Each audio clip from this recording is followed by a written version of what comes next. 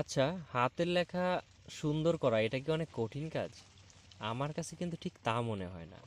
কারণ আমাকে যদি একটা লেখা দেখে দেখে লিখতে হয়, সেটা এত কঠিন হবে কেন? সে কিভাবে লিখছে ওই জিনিসটা যদি আমি অত্যন্ত মনোযোগের সাথে দেখি এবং তার মতো করে চেষ্টা করি, তাহলে তার মতো হতে বাধ্য। কারণ যে কোনো ছাত্রই অত্যন্ত মনোযোগের সাথে লেখাপড়া করে সে কিন্তু তার শিক্ষককে ছাড়িয়ে যেতে পারে। তেমনিভাবে হাতের লেখার ক্ষেত্রেও আমি যদি কাউকে ফলো করি এবং নিয়মিত প্র্যাকটিস করি, তাহলে কিন্তু আমি অবশ্যই তাকে ছাড়িয়ে যেতে পারবো। তো প্রিয় বন্ধুরা, তোমরা যদি তোমাদের হাতের লেখাকে সুন্দর এবং আকর্ষণীয় করতে চাও, তাহলে তোমাদের যেই কাজটি করতে হবে সেটা হচ্ছে আমি কিভাবে লিখছি এই জিনিসটা কিন্তু তোমাকে অত্যন্ত মনোযোগের সাথে দেখতে হবে। এবং আমি যদি পারি তাহলে তুমি কেন পারবে না? অবশ্যই পারবে।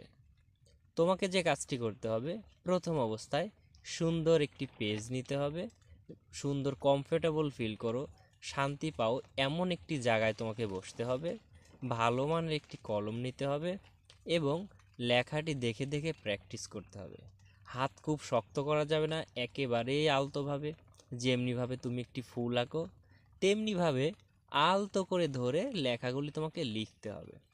তুমি যে কাজটি করতে পারো, তুমি অক্ষরগুলি কিভাবে লেখা হচ্ছে এই জিনিসটা কিন্তু তুমি একবার দেখতে পারো, যে খুব সহজে কিভাবে মনের ছন্দ মিশিয়ে কত সুন্দর করে লেখাগুলি হয়ে যাচ্ছে। বাট তোমারটা কেন হচ্ছে না?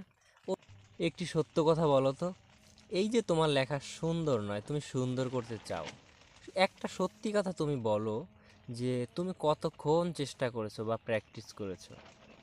তুমি কি এক নাগারে 15 দিন বা 1 মাস নিয়মিত 3 ঘন্টা প্র্যাকটিস করেছো? তুমি কিন্তু ঠিক তা করনি, কখনোই করনি। তাহলে তোমাকে যে কাজটি করতে হবে, তোমাকে কিন্তু অবশ্যই 2 ঘন্টা করে লিখতেই হবে, অন্তত 1 মাস বা 15 দিন এটা লিখতে হবে। আর লেখার পূর্বে যেই কাজটি তোমাকে করতে হবে, তোমাকে দেখতে হবে যে লেখাটা আসলে হচ্ছেটা কিভাবে।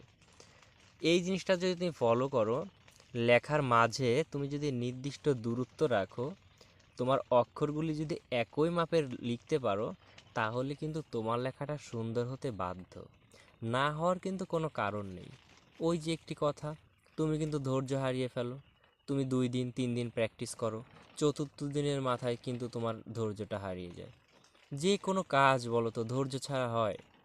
এই যে লেখাপড়া করো, সেটা তো তোমাকে বছরের পর বছর করতে হয়, যে তুমি ধৈর্য ধরে করছো 5 বছর 10 বছর 15 বছর। তাহলে লেখার ক্ষেত্রে কেন নয়? তাহলে তোমাকে যেটা করতে হবে, দিনে 2 ঘন্টা করে মিনিমাম 15 দিন থেকে 20 দিন অথবা 30 দিন তুমি একটু চর্চা করেই দেখো। একবার যদি তোমার লেখাটা সুন্দর হয়ে যায়, তাহলে কিন্তু খারাপ হওয়ার সম্ভাবনা আর নেই। তাহলে তোমাকে যেটি করতে হবে, তুমি যদি তোমার লেখাকে সুন্দর করতে চাও, সকলের প্রশংসা তুমি পেতে চাও, পরীক্ষায় ভালো নম্বর তুমি পেতে চাও, তাহলে তোমাকে অবশ্যই অবশ্যই ধৈর্যের সাথে লিখতে হবে। এমনটা ভাবার কোনো কারণ নেই আমি যে একদিনে শিখেছি। আসলে এর পিছনে আমারও কিন্তু শ্রম ছিল। আমার এই লেখাটা শিখতে 3 থেকে 4 মাস লেগেছিল।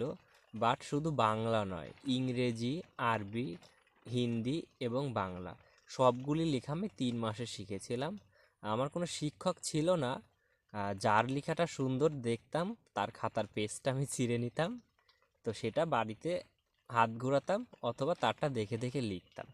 এভাবে লিখতে লিখতে শুরু হয়ে গেল বা সুন্দর হয়ে গেল।